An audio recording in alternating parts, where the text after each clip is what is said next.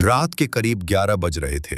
आसमान में काले बादल छाए थे और हल्की हल्की बारिश प्लेटफॉर्म की छत पर टपक रही थी। रेलवे स्टेशन पर भीड़ तो थी, लेकिन फिर भी उस भीड़ में एक अजीब सा सन्नाटा था। प्लेटफॉर्म नंबर 3 पर एक लड़की खड़ी थी, आर्या। उसके हाथ में एक पुराना सा खत था, जिसे वो बार बार खोलती, पढ़ती और फिर सीने से लगा लेती। वो किसी का इंतजार कर रही थी, कबीर का। 3 साल पहले की बात है। कॉलेज का पहला दिन था। भीड़, शोर, नए चेहरे और उन्हीं चेहरों के बीच एक मासूम सा चेहरा था, आर्या।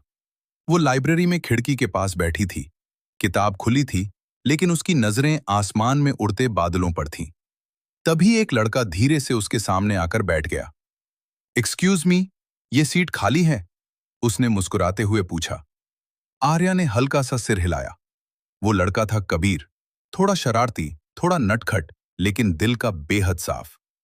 पहले दिन से ही वो आर्या को नोटिस करने लगा था। उसे समझ नहीं आ रहा था कि वो लड़की किताब पढ़ती है या आसमान को। कुछ दिनों बाद कबीर ने पूछ ही लिया, तुम हमेशा खिड़की के पास क्यों बैठती हो? आर्या ने मुस्कुराकर कहा, क्योंकि बाहर आसमान दिखता है और मुझे लगता है मेरे सपने वहीं कहीं उड़ रहे हैं। उस दिन कबीर को पहली बार महसूस हुआ कि ये लड़की बाकी सबसे अलग है। धीरे धीरे दोनों की दोस्ती हो गई। साथ में क्लास बंक करना, कैंटीन में चाय पीना, एक दूसरे के नोट्स शेयर करना, सब कुछ बहुत खास हो गया। आर्या पढ़ाई में बहुत तेज थी और उसका सपना था बड़ा अफसर बनना। कबीर का सपना था अपने परिवार को गरीबी से निकालना। जब भी आर्या परेशान होती, कबीर उसे हंसाने की कोशिश करता, और जब कबीर थक जाता, आर्या उसे हिम्मत देती। एक दिन कॉलेज के फेस्ट में आर्या स्टेज पर गाना गा रही थी। कबीर नीचे खड़ा बस उसे देख रहा था। उस पल उसे एहसास हुआ, ये सिर्फ दोस्ती नहीं रही। कॉलेज का आखिरी साल था।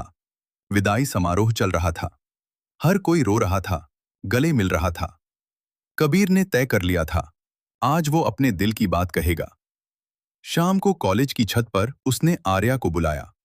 हवा चल रही थी, आसमान लाल हो रहा था।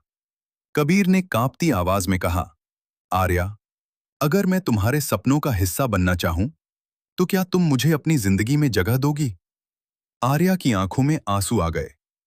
कबीर, मैंने तो हमेशा तुम्हें अपने हर सपने में देखा है। उस दिन दोनों ने पहली बार एक दूसरे का हाथ थामा। वो पल उनकी जिंदगी का सबसे खूबसूरत पल था। लेकिन जिंदगी हमेशा कहानियों जैसी आसान नहीं होती। कॉलेज खत्म होते ही कबीर को दूसरे शहर नौकरी के लिए जाना पड़ा। घर की जिम्मेदारियां थीं, मां बीमार थीं, पिता कर्ज में थे। जाने से पहले उसने वादा किया, बस 2 साल, फिर मैं लौटकर तुम्हें लेने आऊंगा।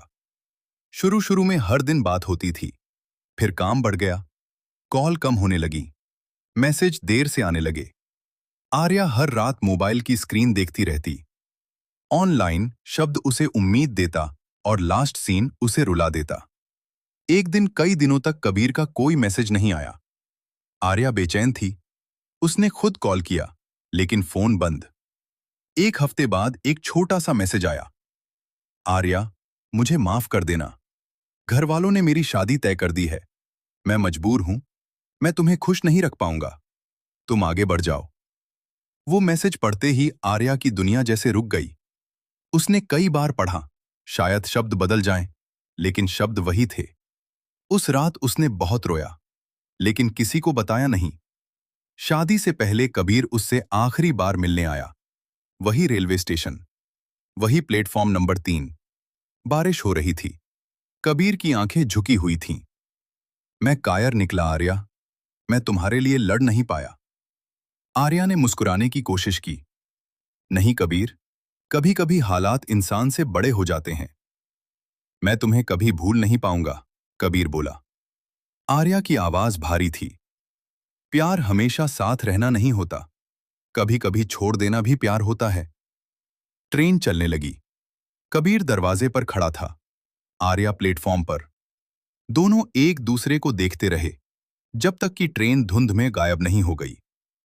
कई साल बाद आर्या अब एक बड़ी अफसर बन चुकी थी। उसने अपने सपने पूरे किए, लेकिन दिल का एक कोना आज भी खाली था। एक दिन फाइलों के बीच उसे वही पुराना खत मिला, कबीर की लिखावट। उसने मुस्कुराकर आसमान की तरफ देखा।